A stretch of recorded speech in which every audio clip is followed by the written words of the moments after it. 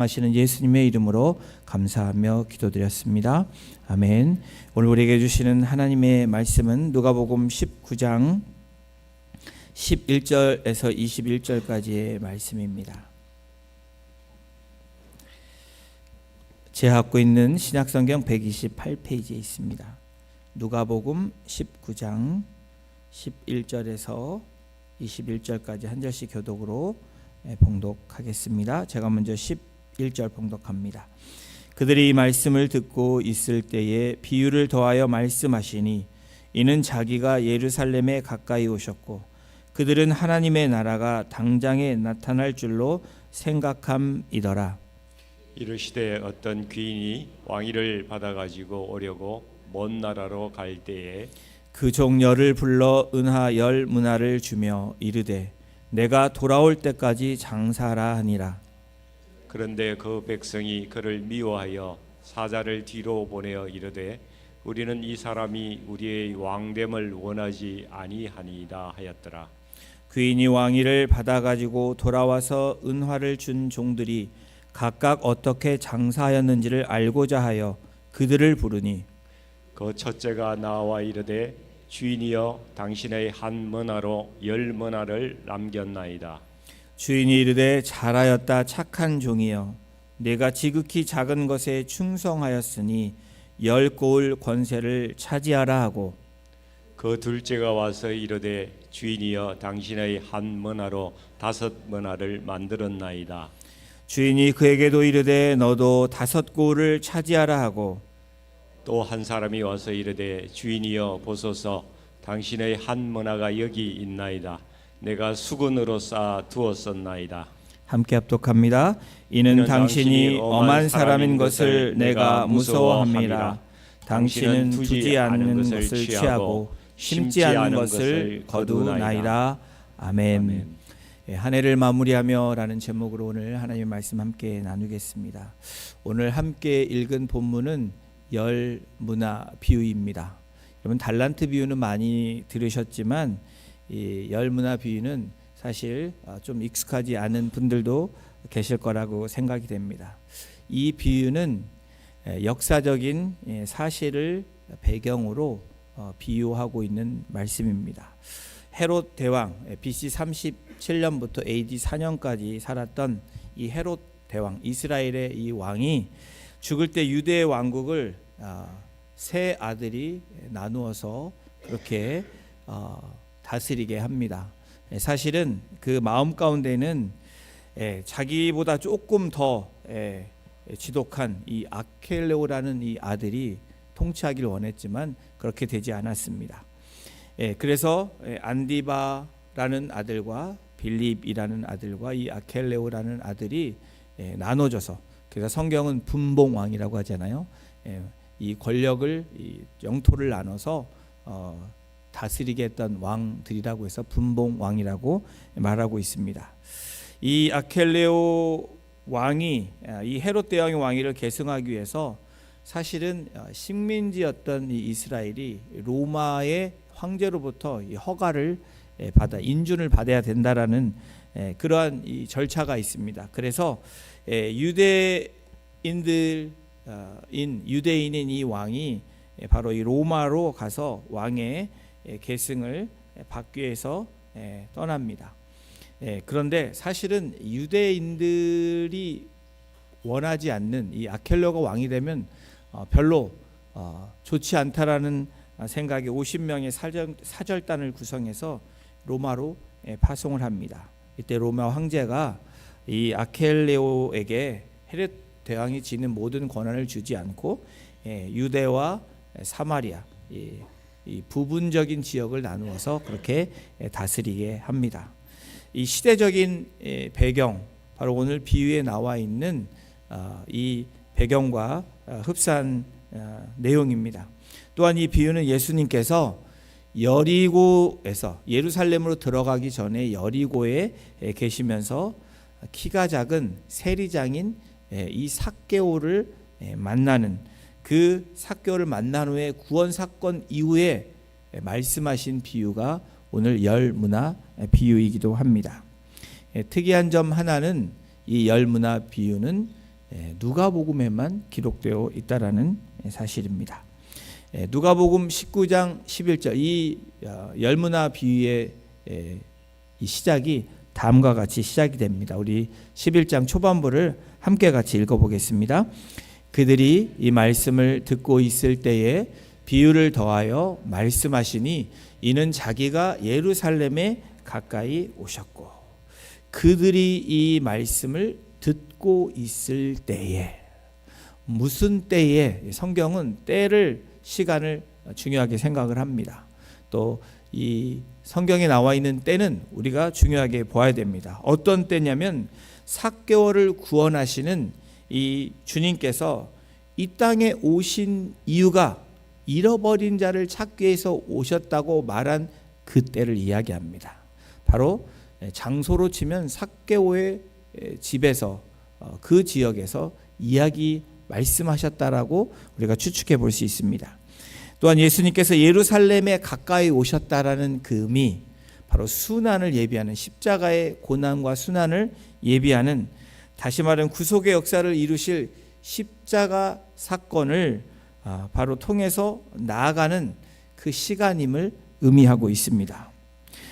그런데 예수님과는 다르게 반면에 따르는 무리들과 제자들조차도 메시아가 정치적인 왕으로 그렇게 예루살렘에 나라를 세운다고 생각하는 이 사실이 오늘 이 비유에서도 등장하고 있는데요. 누가복음 19장 11절에 보면 이렇게 기록되어 있습니다. 그들은 하나님의 나라가 당장에 나타날 줄로 생각함이더라. 비유가 이렇게 시작되고 있습니다. 군중들은 주님께서 예루살렘에 입성하면 로마의 세력과 불의한 자들로부터 자기들을 구원해주고 이제는 평안 가운데 그렇게 영광스러운 메시아, 우리가 기다렸던 메시아와 함께 그렇게 잘 다스리며 살 수 있을 거라고 기대를 하고 있다는 겁니다. 이러한 모든 것을 아시는 주님께서 열무나 비유를 말씀하심으로 세상 종말에 대한, 그리고 이 한 해를 결산하는 우리들에게 성도들의 삶의 자세가 어떠한 자세여야 되는지 이 열무나 비유를 통해서 말씀해 주시는데요. 오늘 이 비유를 통해서 저와 여러분들이 어떻게 결산을 해야 되고 무엇을 기준으로 해야 되는지 함께 나누기를 원합니다. 한 해를 결산하며 생각해야 되는 분명한 사실이 오늘 본문을 통해서 우리에게 제시해 주고 있습니다. 한 해를 결산하며 이 첫 번째 우리가 분명한 사실이 뭐냐면 함께 읽어볼까요? 종들을 불러 문화를 나누어 주었습니다. 누가복음 19장 13절이 이렇게 기록됩니다. 그 종 열을 불러 은하 열 문화를 주며, 10명의 종을 부릅니다. 그리고 열 문화를 주었다. 이거를 계산해 보면 10명의 종에게 한 사람에게 각각 한 문화를 주었다라는 거예요. 여러분 달란트 비유 아시죠? 마태복음 25장에 기록된 달란트 비유는 조금 차이를 두었다라고 저희들이 생각합니다. 한 종에게는 5달란트, 한 종에게는 2달란트, 한 종에게는 1달란트. 그냥 딱 생각하기에 좀 차별을 두었다라고 생각하지 않습니까? 여러분 5, 2, 1 하니까 감이 안 오잖아요. 5 밀리언을 줬고 2 밀리언을 줬고 1 밀리언을 줬다라는 거예요. 여러분 내가 하나랑 둘과 5의 차이랑 그냥 여러분 느끼기에 이 사람은 1 밀리언을 받았고 나는 2 밀리언을 받았어요. 더 다른 사람은 5 밀리언을 받았어요. 여러분 느낌이 어떻습니까? 좀 감이 좀 확 차이가 나죠.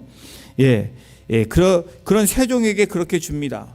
그런데 하나님은 참으로 공평하시다라는 그런 변함없는 진리지만 여러분 어떻습니까? 저와 여러분들의 인생이 공평하다라고 생각하십니까? 이 말에 공감하는 사람들보다는 불공평하다라는 말에 사람들이 더 많이 공감을 하고 있습니다. 그런데 이상한 일은 여러분 불공평하다라는 우리의 시각이 그런 피해의식이 시간이 가면 갈수록, 해가 가면 갈수록, 결국 나이가 들수록 결국은 평등한 것이 인생이라는 것을 깨닫게 된다라는 거예요. 열 문화가 그런 비유를 또 말씀해 주고 있는데, 여러분 이런 이야기 들어보신 적 있으십니까? 40대는 남녀 간의 성 차이가 별로 없어진다고 합니다. 50대가 되면 공부를 많이 한 사람이나 안 한 사람이나 지식이 거의 평등해진다라고 합니다. 60대, 여러분 외모가 예쁜 사람이나 안 생긴 사람이나 별 차이가 없어진다라고 해요. 여기에 뭐 동의를 안 하신 분도 분명히 있을 것입니다. 자, 70대가 되면 건강이 그럭저럭 비슷해진다라는 거예요. 암만 건강한 사람도 아픈 데가 생기고, 80대가 되면 재물이 많은 사람이나 없는 사람이나 먹고 입는 것이 비슷해진다라고 합니다. 여러분 먹는 거 하루에 몇 끼 드십니까? 옛날에는 많이 드셨어도 나이가 들면 들수록 먹는 게 거의 비슷해집니다. 90대가 되면 산 사람이나 죽은 사람이나 생사가 거의 평등해진다라고 합니다. 여러분 문화 비유는 세상이 말하는 공평, 공등이라는 관점에서 생각해 봐도 10명에게 골고루 하나씩 주었다라고 생각하면 make sense가 되는 부분입니다. 10명의 종, 이 문화를 계산해 보면 죄송합니다. 한 문화가 거의 한 $10,000라고 생각하면, 돈으로 얘기하면 여러분 감이 확 오죠. 네. 안 그러신 척 하시는데, 모든 종들에게 모두 골고루 분배했다라는 거예요. 사랑하는 성도 여러분, 분명한 사실이 무엇입니까? 우리에게 분명히 주어진 것이 있다라는 거예요. 이 비유는 10종에게 10문화를 나누어 주었던 것처럼 오늘 여기 계신 모든 분들이 나는 받은 게 없다라고 얘기할 수 있는 사람이 아무도 없다라는 거예요. 이 10문화, 이 비유처럼 우리에게 분명히 주어진 것이 있습니다. 바로 이 귀인, 이 주인이 떠나면서 문화를 주었던 것처럼 우리 주님이 하나님의 백성들에게 무엇인가를 주셨다라는 거예요. 여러분 한 해를 결산할 때 기억해야 될 것이 무엇입니까? 우리는 아무것도 받은 게 없다라고 말할 수 있는 존재가 아니라 무엇인가 우리에게 주어졌다라는 거예요. 누군가가 우리에게 주셨는데 바로 우리의 주인 되신 하나님께서 우리에게 바로 이 종들에게 10문화를 나눠줬던 것처럼 우리에게도 문화가 분명히 존재한다라는 사실입니다. 이 한 해를 결산하는 온 마지막 이 주일에 저와 여러분들이 꼭 기억해야 되고 우리 스스로를 돌아봐야 되는 것이 나는 무엇인가를 받았다라는 거예요. 자, 한 해를 결산하며 우리가 생각해야 되는 중요한 사실 첫 번째는 종들을 불러 문화를 나눠줬다라는 겁니다. 그리고 두 번째 중요한 것은 뭐냐면 종들을 향해서 명령하셨다라는 거예요. 자, 무슨 명령을 하셨냐면 누가복음 19장 13절 후반부를 함께 같이 읽어보겠습니다. 이르되 내가 돌아올 때까지 장사하라 하니라. 문화를 나눠주면서 두 번째 이 결산의 때 분명하게 생각하고 고려돼야 되는 부분이 명령하셨다라는 거예요. 주어졌을 뿐 아니라 장사라고 명령을 합니다. 이 장사다라는 이 헬라어 단어를 보면 사업하다라는 이 상업적인 이 거래가 포괄적으로 포함되어 있는 단어입니다. 귀인은 종들에게 각각의 문화를 주면서 먼 나라에 가서 왕위를 받아올 때까지 너희들이 잘 활용해서 장사를 하라라는 명령입니다. 성경에서 이 귀인이, 주인이 얼마 동안에 떠나 있었는지, 언제 돌아왔는지는 기록하지 않고 있습니다. 결산의 때가 바로 그런 때라는 거예요. 우리가 그 시와 때를 알 수 없지만 우리는 하루를 결산해야 되는 삶이 있고, 한 달을 결산해야 되는 삶이 있고, 1년을 결산해야 되는 삶이 있고, 그 1년이 계속 모아져서 우리의 인생을 결산해야 되는 그 결산의 때가 분명히 온다라는 사실입니다. 마태복음 이 달란트 비유에 차등 있게 달란트가 주어진 사람들에 따라 소명과 은사의 차이에 따라 나누어졌다 라고 우리가 이해할 수 있지만 오늘 문화에 비유해서는 모든 종들에게 주어졌다라는 거예요. 예, 재능과 은사. 그런데 여러분, 오늘 이 결산의 때는 우리가 받은 게 없다라고 부정할 수 없다라는 사실입니다. 또한 그 받은 것에 대해서 명령이 주어졌다라는 거예요. 분명히 무엇인가를 해야 되는 그 말씀이 주어졌다라는 겁니다. 이 비유에서 귀인은 신실하신 우리 주님을 가리키죠. 우리 주님은 선하신 일을 위해서 한시도 낭비하신 그런 시간들이 없으셨습니다. 공생의 시간을 봐도 그렇고 그 이 짧은 시간 안에 얼마나 많은 일들을 신실하게 하셨는지 우리가 성경에서 만나보게 됩니다. 주님이 모든 종들에게 한 문화씩 주면서 사업하라고 명령하신 분명한 이유가 있다라는 거예요. 오늘 저와 여러분들에게 2024년도를 결산하며 나에게 명령하신 것이 무엇인지 오늘 우리가 그 스스로를 결산해보고 돌아봐야 되는 시간이라는 겁니다. 종들에게 주어진 한 문화처럼 이 땅의 모든 성도들에게 주신 문화를 통해서 주님은 오늘도 우리가 주님처럼 살기를 원하신다라는 거예요. 여러분, 주님께서 한 해를 마무리하면서 우리에게 장사하라라는 것을 기억해야 됩니다. 사업에 대한 것을 기억하셔야 되는 거예요. 세상의 사업이 아니라 주인이 우리에게 맡기고 간 그 한 문화처럼 우리에게 주어진 것을 어떻게 장사했는지 사업했는지를 기억해야 된다라는 거예요. 내가 돌아올 때까지 장사하라.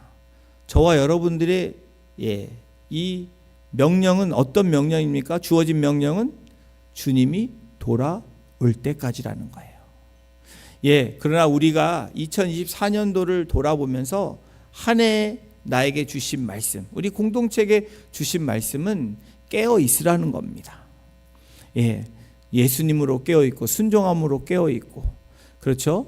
그 다음에 우리가 전도함으로, 기도함으로 깨어 있었는지를, 우리가 어떻게 장사했는지, 사업했는지를 우리 스스로 돌아보는 시간입니다. 여러분, 2024년도에 어떤 장사를 하셨습니까? 어떤 사업을 여러분들 하셨습니까? 어떤 일들을 하셨나요?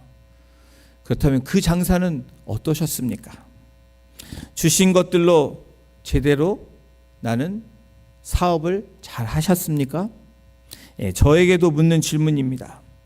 그렇다면 비유에서 말씀하신 이 장사는 어떤 의미일까? 산상순에서 말씀하신 너희는 먼저 그의 나라와 그의 의를 구하는 그 킹덤 비즈니스를 말하는 거예요. 우리에게 맡겨진 것을 뭘 위해서 쓰라고 그러신지 분명하게 말씀해 주신 그 부르심이 저와 여러분들에게 있습니다. 사랑하는 성도 여러분, 저와 여러분들은 어떤 비즈니스를 하는 겁니까? 천국의 은혜와 축복을 파는 그 사업을 하는 사람들입니다. 아멘을 하나도 안 하시죠? 너무 동의가 돼서 안 하시는 건지, 제가 아멘을 꼭 듣고 싶어서 그러는 게 아니라 여러분 입으로 선포를 하셔야 됩니다. 제가 여러분들의 호응을 받기 위해서 그러는 것이 아니라 입으로 시인하여 고백하고 선포하는 것이 우리에게 얼마나 중요한지 모릅니다. 여러분, 저와 여러분들이 어떤 사업을 해야 돼요? 천국의 은혜를, 축복을 파는, 그리고 나누는 사업이 저와 여러분들에게 있다라는 거예요. 여러분, 그것을 부지런히 팔지 않으면 어떤 인생이에요? 남는 인생이 아니라는 겁니다. 세상에 우리의 사업을 잘하는 거 필요합니다. 중요하지 않다라는 게 아니에요. 여러분이 주어진 것들 잘하는 거 필요합니다. 그런데 그것이 하나님 킹덤 비즈니스와 연관이 없다면 저와 여러분들의 사업은, 장사는 잘 못한 장사가 되는 거죠. 이 한 해를 결산하며 생각해 봐야 되는 분명한 사실이 종들을 불러서 자산을 나눠줬다라는 거예요. 한 문화를 나눠줬다라는 겁니다. 종들을 향해서 장사라고 명령을 했습니다. 이 한 해를 결산하면서 중요한 이 세 번째가 바로 여기에 있습니다. 우리 함께 이 세 번째 읽어보겠습니다. 시작. 주인은 반드시 돌아와서 결산을 합니다. 누가복음 9장 15절도 함께 같이 읽겠습니다. 시작. 귀인이 왕위를 받아가지고 돌아와서 은화를 준 종들이 각각 어떻게 장사였는지를 알고자 하여 그들을 부르니 10명의 종들에게 각각 한 문화를 주었다라는 겁니다. 그리고 장사라고 명령하고 드디어 마침내 이 귀인이 왕위를 가지고 돌아왔다라는 것이 오늘 본문에 나오는 소식입니다. 어떻게 돌아왔나요?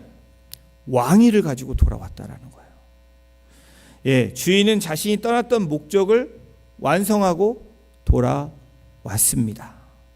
약속하신 하나님의 말씀대로 하나님은 다시 이 땅에 재림하신다는 거예요. 그런데 남아있는 우리들은 여러분 어떤 모습이 돼야 되냐? 종을 불러서 10명에게 나누어 주고 명령을 하고 그리고 돌아와서는 19장 15절에 각각 어떻게 장사였는지를 알고자 했다라고 성경은 기록합니다. 이 왕은 알고자 했다라는 거예요. 그래서 그들을 불렀다라고 이야기합니다. 오늘 본문에서 주인은 무엇을 알고자 했다고 기록하고 있습니까? 이윤을 얼마나 남겼는지를 알고자 했다라고 기록하고 있습니까? 어떻게 장사했는지를 알고자 했다라는 거예요. 오늘 우리가 주목해야 되는 오늘 이 마지막 2024년도 마지막 주일에 오늘 결산의 때는 어떤 겁니까? 내가 뭐를 남겼는지가 중요한 것이 아니라 어떻게 장사했는지가 중요하다라는 거예요. 어떻게 살았는지가 중요하다라는 것을 말씀하고 있습니다. 어떻게 장사했는지를 알고자 한 주인의 의도는 무엇을 얘기하냐면 삶의 태도를 얘기합니다. 바로 종들의 태도를 이야기하는 거예요. 어떤 태도, 어떤 마음가짐을 가지고 그 말씀대로 살았는지를 평가하는 시간이 오늘 한 해를 결산하는 마지막 주일이 되는 겁니다. 저도 이 인생의 삶에서 이 태도라는 이 애티튜드에 대한 부분에 대해서 제가 이 파사디나에 있는 신학교에서 일을 처음 시작할 때 제가 이 어플라이를 하고 그렇게 하이어할 때 저를 인터뷰했던 한 분이 이런 질문을 했습니다. 어떤 질문을 했냐면 4가지를 단어를 줍니다. 첫 번째가 ability, 능력에 대한 단어를 주고, 두 번째는 integrity, 성실함을 얘기하죠. 세 번째는 attitude, 이 태도에 대한, 네 번째는 creativity, 이 창조성에 대한 4가지의 이 캐러거리를 주면서 저보러 무엇이 가장 우선순위인지를 정하라는 질문이 저의 인터뷰 중에 가장 중요한 질문이었습니다. 제가 뭐라고 대답했을까요? 여러분들은 무엇을 우선순위로 말씀하고 싶습니까? 능력, 성실성, 태도, 창조성?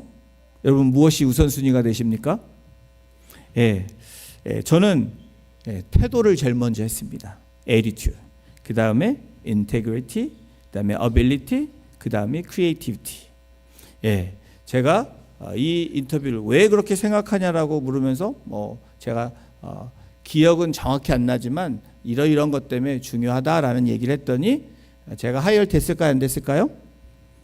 네, 했습니다. 5, 6년 정도 일을 학교에서 했는데 이것이 왜 중요하냐? 그분의 말씀이 나중에 저를 하이어한 분이 이렇게 말씀을 합니다. 저에게 지금도 멘토가 되는 분인데 이 애티튜드는 바로 러닝 애티튜드라는 거예요.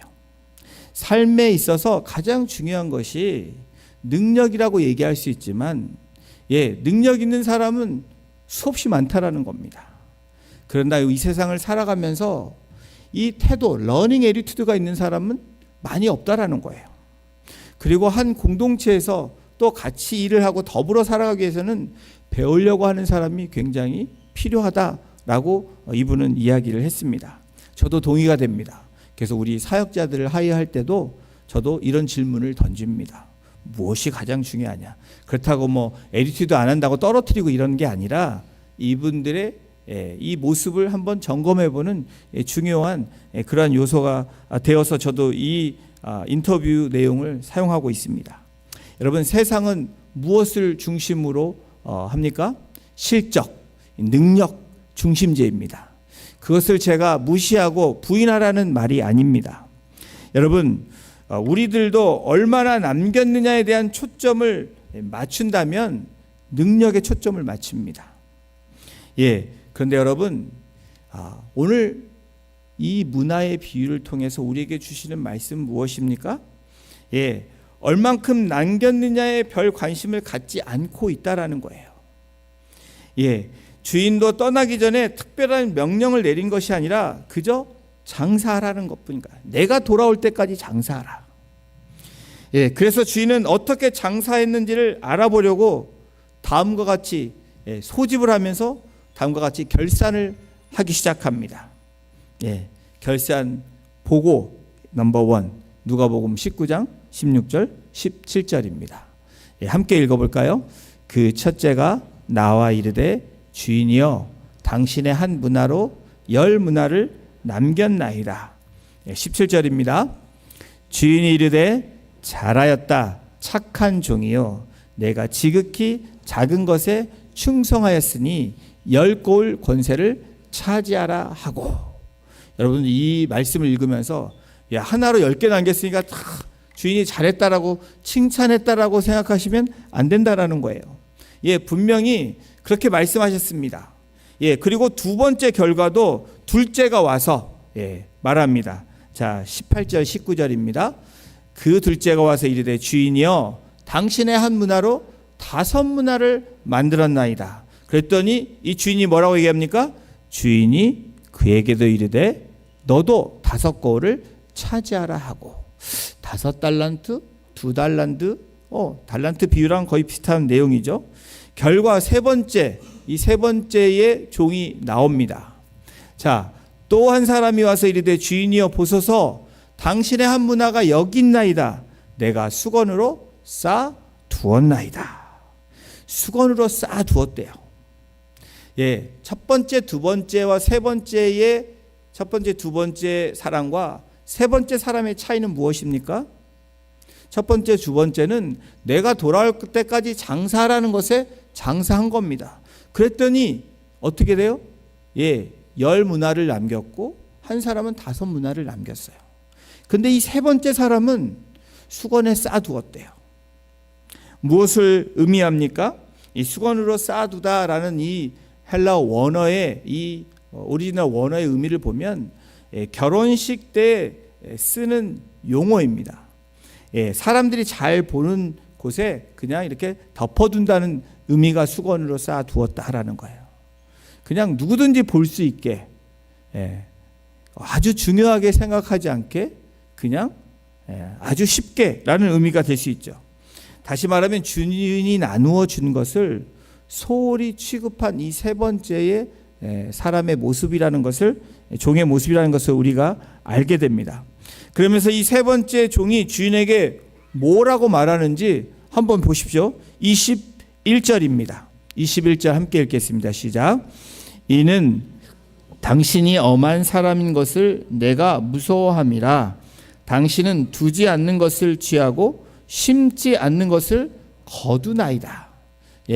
이게 뭐 말이 조금 헷갈릴 수 있어서 우리말 성경을 같이 붙여놨는데, 주인님은 엄하신 분이라서 맡기지 않은 것을 찾아가시고 심지 않는 것을 거두어 가시기에 제가 두려웠습니다. 그래서 수건에 싸뒀다라는 거예요. 여러분, 세 번째 사람, 주인과의 관계를 우리가 생각해 보아야 됩니다. 여러분, 근데 이 말씀을 읽으시면서 또 들으시면서 10명의 종인데, 여러분 달란트 비유는 5달란트 가진 자, 받은 자, 2달란트 받은 자, 1달란트 받은 자, 3명의 종에게 각각 준 거에 대한 평가가 있습니다. 그런데 이 10문화, 10종에게는 하나씩 주었어요. 그런데 한 명, 두 명, 세 명은 나오는데 7명에 대해서는 기록하지 않고 있습니다. 궁금하지 않으십니까? 저는 궁금했습니다. 그래서 제 스스로 생각을 해봤어요. 묵상을 해보고 생각해봤는데 첫 번째, 두 번째 남긴 사람만 칭찬하고 그냥 그대로 둔 사람은 뭐라 그러고 안 남긴 사람은 아예 말도 안 했다. 이렇게 생각도 할 수 있지만 여러분 이건 조금 있다가 제가 말씀드리지만 7명은 어떤 이유도 남기지 않고 장사를 했다라는 것에 저는 그런 마음이 듭니다. 그렇기 때문에 그것에 대해서 주인이 뭐라고 얘기하지 않은 거예요. 여러분 이 세 번째 사람, 이 10명 중에 세 번째 부류의 사람들이 어떤 사람이냐? 주인에 대해서 전혀 알지 못하고 주인의 마음도 헤아리지 못한 사람이라는 것을 알게 된다라는 겁니다. 여러분 주인에 대해서 성경에 대해서 하나님에서 알지 못하는 사람을 뭐라고 얘기합니까? 바로 죄라고 얘기합니다. 이에 대해서 호세아 선지자는 호세아 6장 3절에 뭐라고 성경이 기록하냐면 우리 함께 이 말씀 읽어볼까요? 시작. 그러므로 우리가 여호와를 알자. 힘써 여호와를 알자. 여러분 오늘 이 문화의 비유 중에 세 번째 사람을 통해서 우리가 다시 한번 우리의 삶을 돌아보고 결산해야 되는 부분은 바로 이 부분을 놓쳤기 때문에 그렇습니다. 세 번째 사람은 주인을 알지 못한 거예요. 힘써 알지도 못해서 그냥 주인이 나눠준 것도 받았고 명령한 것도 들었는데 돌아올 때까지 아무것도 하지 않았다라는 거예요. 네? 네. 네. 오늘 그럼 잘 들으십시오. 주인에 대한 지식이 부족한 사람, 바로 주인의 실제와 실상을 아는 것에 대한 부족함이라는 거예요. 지식적으로 알면 안 되고 하나님을 체험해야 되는 거예요. 주인이 무엇라고 말했는지를 실천하지 않으면 우리는 지식적으로 아는 것에 끝난다라는 겁니다. 우리의 인생이 그랬다면 진짜 실제로 하나님의 뜻대로 살아내는 것이 바로 첫 번째, 두 번째 그리고 나머지의 사람들과 같은 종의 모습이 되는 것입니다.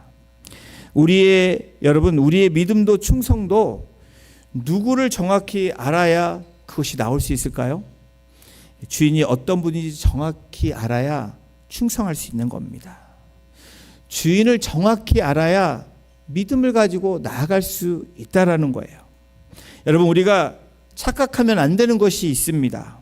나 자신이 성실하고 믿음이 좋아서 충성되어지는 것이 아니라는 거예요.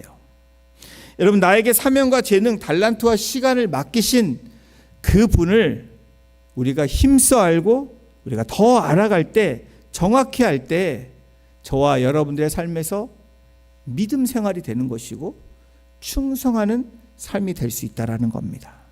세 번째 나타난 그 수건으로 주인이 준 것을 싸두었던 종에게 주인이 결산할 때에 어떻게 반응을 합니까? 누가복음 19장 22절에 오늘 본문에 읽지 않았지만 이렇게 기록하고 있습니다. 우리 함께 읽겠습니다. 시작. 주인이 이르되 악한 종아 내가 네 말로 너를 심판하노니. 어떤 심판이 이루어진다고 기록하고 있습니까? 오늘 본문 이 후반부 누가복음 19장 후반부 보면 26절에 무릇 있는 자는 받겠고 없는 자는 그 있는 것도 빼앗기리라. 한 문화로 10문화를 남겼던 사람에게 10골을 다스리게 하면서 또 이 한 문화를 뺏어서 주는 장면이 나오죠. 그러면서 누가복음 19장 27절에 빼앗은 것에서 그치지 않고 이렇게 성경은 기록하고 있습니다. 이 말씀도 함께 같이 합독합니다. 시작. 그리고 내가 왕됨을 원하지 아니하던 저 원수들을 이리로 끌어다가 내 앞에서 죽이라 하였느니라. 죽이라고 말하는 이 마지막 결산은 이렇게 되어진다라는 거예요. 한 문화는 사업하기에 사실상 적당한 양이 아닙니다. 그냥 우리 달러로 환산하면 그냥 대략적으로 한 10,000 3개월치의 노동자들의 일하는 임금이라고 치면 기본적으로 $10,000 정도 됩니다. 여러분 이 10,000 가지고 요즘 비즈니스가 할 수 있는 게 있습니까? 뭐 어떤 분은 아이들 내면 할 수 있다. 뭐 할 수 있어요. 근데 사실은 적당한 양이 아니라는 것을 우리가 상식적으로 생각해 봅니다. 그럼에도 주인은 종들을 불러다가 장사하라라고 명령을 한 겁니다. 그리고 또 한 가지 문제는 주인이 언제 돌아올지 모른다는 거예요. 이 돌아올 것이라고 믿었던 종들이 있었을 것이고 그렇지 못했던 종들이 분명히 존재했다라는 거예요. 여러분, 오늘 우리의 신앙 가운데에 주님이 약속하신 것이 이루어질 거라고 믿는 분들이 있는 반면에 그것이 나에게 이루어지지 않는다라고 믿는 우리들의 모습이 여기에 있습니다. 그럼에도 분명한 것이 무엇입니까? 주인이 내가 돌아올 때까지 장사라고 명령했다라는 거예요. 명령한 것이 중요합니다. 오늘 이 원어의 명령형입니다. 장사하라. 어찌되었든 종의 태도는 무엇입니까? 장사를 하는 거예요. 명령에 따라 움직이는 겁니다.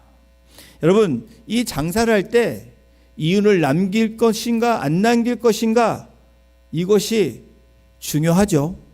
그런데 주인은 중요하게 생각하지 않았다라는 겁니다. 그것은 우리의 일상의 삶에서 우리가 중요하게 생각하기 때문에 주인도 그렇게 생각할 거라고 생각합니다. 물론 열매 맺는 삶이 중요합니다. 그런데 여러분, 열매 맺기 위해서는 어떻게 해야 돼요? 명령대로 살아야 되는 거예요. 근데 명령대로 살아도 때로는 열매가 맺지 않을 때가 있습니다. 여러분, 그럴 때 어떻게 하십니까? 이 말씀을 생각하셔야 돼요. 내가 돌아올 때까지 장사하라. 내가 돌아올 때까지 내 사업을 계속하라는 거예요. 멈추지 말라라는 겁니다. 악한 종아라고 말한 그 의미를 저와 여러분들이 한 해를 마무리하면서 한번 돌이켜 봐야 됩니다. 여러분, 악한 종이 왜 악한 종입니까? 말씀대로 안 살았다라는 거예요. 명령대로 순종하지 않았다라는 겁니다. 여러분, 주인에게는 몇 문야를 남겼느냐가 중요한 것이 아니라 어떻게 장사했는지에 관심이 있었다라는 거예요. 오늘 우리 주님은 저와 여러분들에게 뭐에 대해서 관심이 있어요? 어떻게 너희가 살았니? 내 말씀, 내가 주어진 이 말씀에 네가 어떻게 살았는지가 가장 중요하게 생각하신다라는 거예요. 이 땅에 사는 우리 그리스도인들에게 같은 일들이 비와 같이 일어나고 있습니다. 여러분, 그렇게 생각이 되십니까? 왕위를 받아가지고 오시려고 먼 나라로 간 귀인과 같이 우리 주님이 우리를 이 땅에 남겨두시고 뭐라고 말씀하십니까?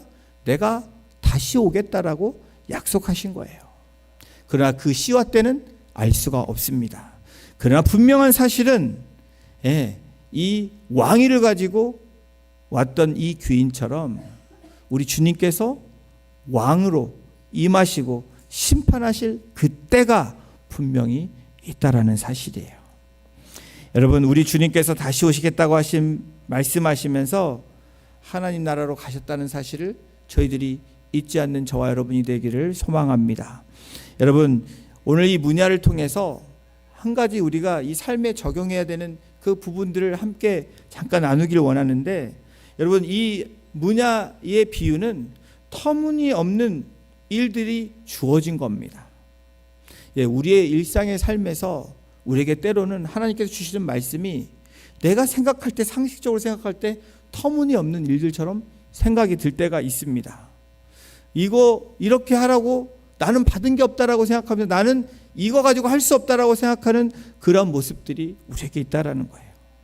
한 문화를 통해서 장사하라고 말씀하시는 그 주인의 모습이 어쩌면 이 세상과 비교해서 말도 안 되는 터무니없는 그런 명령을 내리시는 주님의 음성, 이 말씀을 저와 여러분들이 들은 적이 있지 않습니까? 여러분, 그때 우리는 어떻게 해야 됩니까? 또 그것뿐입니까? 그것을 하려고 하면 리스크가 있다라는 거, 위험성이 있다라는 겁니다.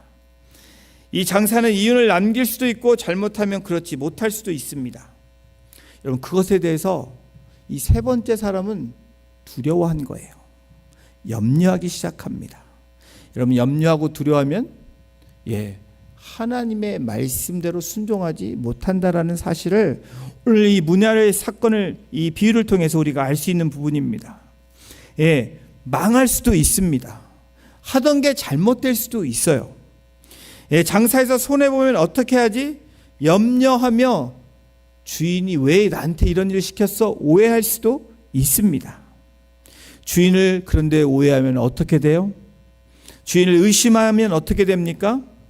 주인의 뜻에 따라, 주인의 명령에 따라 살아가지 못하게 된다라는 겁니다. 사랑하는 성도 여러분, 우리는 때로 하나님의 나라가 빨리 완성되기를 바라는 마음들이 있습니다. 정말 이 꼴 저 꼴, 죄송합니다, 이 꼴 저 꼴 보고 싶지 않아서 주님 빨리 오십시오라는 그 마음의 이 소리가 저와 여러분들에게 다 있습니다. 이 시대를 봐도 그렇고 지금 일어나는 일들을 봐도 그렇고 여러분 마음이 답답하시지 않습니까? 빨리 주님이 오면 좋겠다라고 표현하는 그런 분들을 종종 듣게 됩니다. 저도 그런 말을 종종 씁니다. 여러분, 그런데 어떻습니까? 의인이 핍박받는 것을 보고 여러분 마음이 막 분노가 일어나죠. 세상에 불의하는 자들이 득세하는 것을 보면 속이 상합니다. 그래서 빨리 공정한 심판이 이루어지기를 바라는 우리들의 모습이 있습니다.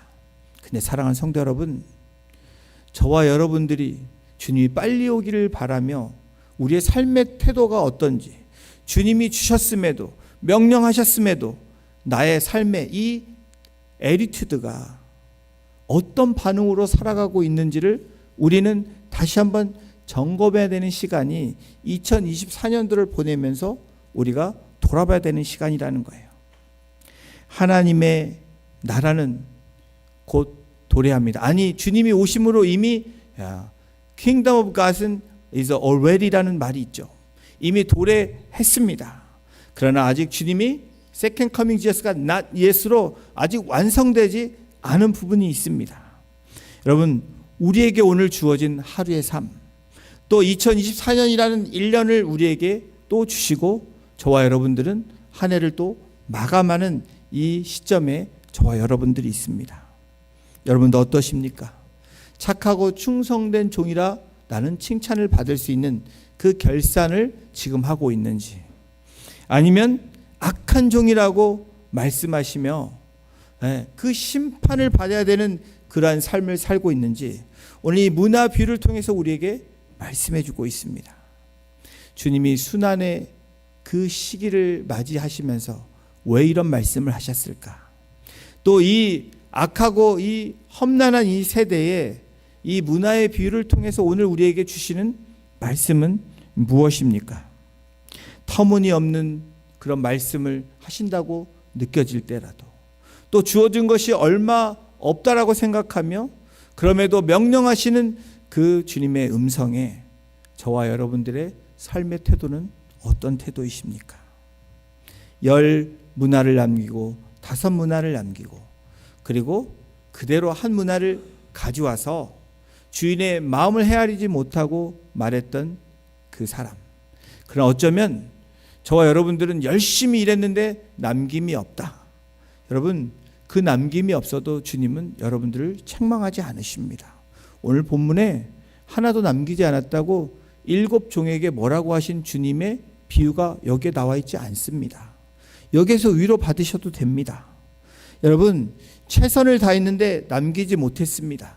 하나님이 우리의 태도를 보시고 중심을 보시고 아신다는 거예요. 실망할 필요 없습니다. 좌절할 필요가 없습니다. 낙심할 필요가 없습니다. 그러나 우리가 낙심해야 되는 게, 절망해야 되는 게 무엇입니까? 그냥 그것을, 주신 것을, 명령하신 것을 그대로 뒀을 때는 우리가 우리 스스로가 낙심해야 되는 것, 그것 때문에 낙심하고 그것 때문에 우리가 회개해야 되는 겁니다. 절망하는 것이 아니라 회개해야 되죠. 다시 돌이켜서 주인이 원하는 것이 무엇인지, 나에게 말씀하신 그분의 뜻이 무엇인지를 점검하는 것이 결산하는 이 마지막 주일을 맞이하는 저와 여러분들의 모습이 되어야 될 줄로 믿습니다. 사랑하는 성도 여러분, 이 문화의 비유를 다시 한번 생각해 보시며 나는 지금 어디에 있는지, 나는 어떤 태도로 살아가고 있는지를 다시 한번 돌아보시는 우리 복된 성도님들 한 분 한 분 되시기를 주님의 이름으로 축원합니다. 그 평가를 통해서 나 자신을 돌아봄으로 다시 한번 새로운 한 해가 돌아올 때는 다시 리빌드해서 우리가 정말 이 5 문화를 남기고 10 문화를 남겼던 것처럼 내년에는 더 많은 것들을 주님 앞에 올려드릴 수 있는, 영광 드릴 수 있는 우리 공동체가 되기를 소망하며, 우리 성도님들 되기를 소망하며, 우리 각 가정이 되기를 주님의 이름으로 축원합니다. 기도하시겠습니다. 하나님, 오늘 10 문화를 통해서 나는 어떤 종의 모습인지 다시 한번 우리 스스로를 보게 하시니 하나님 감사합니다. 게으르고 악한 종이라 그렇게 주님께 말씀을 듣는 자들이 아니라 착하고 충성된 종이라고 주님이 주신 것에 감사하고 그 주신 것에 감사할 뿐 아니라 그 말씀의 명령에 순종함으로 최선의 삶을 살아내므로 하나님께 영광 돌릴 수 있는 그런 남겨진 귀하고 복된 삶이 될 수 있는 우리 성도님들 한 분 한 분 될 수 있도록 2024년도를 보내면서 다시 한번 나를 돌아보게 하시고 우리의 가정과 우리의 공동체를 돌아보게 하셔서 하나님 기뻐하시는 종의 모습으로 다시 리빌드 되어지는 그러한 새로운 해를 맞이할 수 있도록 하나님, 회개할 것이 있다면 회개함으로 나가게 하시고 감사하는 부분이 있다면 감사함으로 주님 앞에 온전히 드리게 하시고 찬송과 영광에 드려야 될 것이 있으면 우리가 주저하지 않고 주님 앞에 나아갈 수 있는 복된 공동체가 되게 하시고 복된 가정들이 되게 하시고 또는 하나님의 백성들 되어줄 수 있도록 우리 성도님들 한 분 한 분을 주장하여 주시고 인도하여 주시기를 간절히 간구하며 우리를 구원하시고 사랑하신 예수님의 이름으로 감사하며 기도드렸습니다. 아멘. 우리 다 같이 일어나셔서 우리 찬양 드리시고 축도함으로 예배 마치겠습니다. 전부여 의지 없어서